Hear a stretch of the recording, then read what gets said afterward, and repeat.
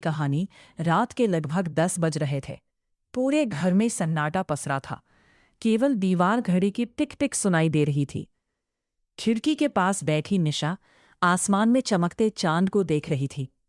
उसकी आंखों में आंसू थे, लेकिन चेहरे पर मजबूर मुस्कान। अभी 3 महीने पहले ही उसकी शादी बड़े धूमधाम से हुई थी। मायके से विदा होते समय उसने सोचा था कि अब एक नया संसार उसका इंतजार कर रहा है। माँ की सीख, पिता का प्यार और भाई बहनों की यादें अपने दिल में समेटे वह ससुराल आई थी। शुरुआत के कुछ दिन अच्छे बीते। सब लोग प्यार से बात करते थे, लेकिन धीरे धीरे परिस्थितियां बदलने लगी। छोटी छोटी बातों पर ताने मिलने लगे।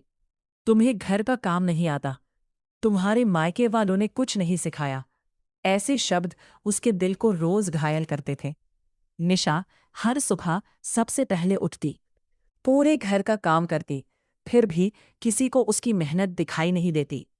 उसे सबसे ज्यादा दर्द तब होता जब उसका पति राहुल भी उसकी बात समझने की बजाय दूसरों की बातों पर विश्वास कर लेता।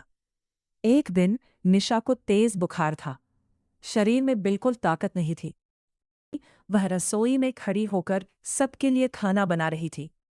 उसकी आंखों के सामने अंधेरा छाने लगा और अचानक वह बेहोश होकर गिर पड़ी। जब उसे होश आया तो वह अपने कमरे में थी। उसने उम्मीद की कि शायद कोई उसके पास बैठा होगा, उसका हाल पूछेगा, लेकिन कमरे में कोई नहीं था। बाहर से केवल हंसी मजाक की आवाजें आ रही थी। उस रात वह बहुत रोई। उसे अपनी माँ की याद आ रही थी। मायके में जरा सा सिर दर्द होने पर माँ सारी रात उसके सिरहाने बैठी रहती थी। आज वह दर्द में थी, लेकिन उसके आंसू देखने वाला कोई नहीं था। कुछ दिनों बाद उसकी माँ का फोन आया। माँ ने पूछा, बेटी तू खुश तो है ना? निशा कुछ पल चुप रही। उसका गला भर आया। वह चाहती तो सब कुछ बता सकती थी, लेकिन उसने मुस्कुराने की कोशिश करते हुए कहा, हाँ माँ, मैं बिल्कुल ठीक हूँ। फोन कटते ही वो फूट फूट कर रोने लगी। उसे एहसास हुआ कि कभी-कभी बेटियां अपने माता-पिता को दुखी न करने के लिए अपने सबसे बड़े दर्द भी छुपा लेती हैं।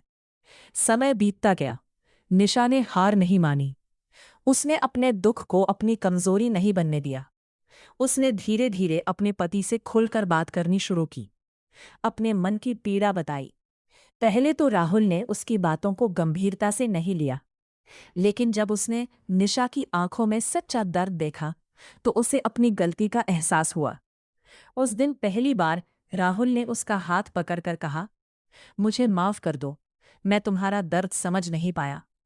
निशा की आंखों से फिर आंसू निकले, लेकिन इस बार ये दर्द के नहीं, बल्कि राहत के आंसू थे।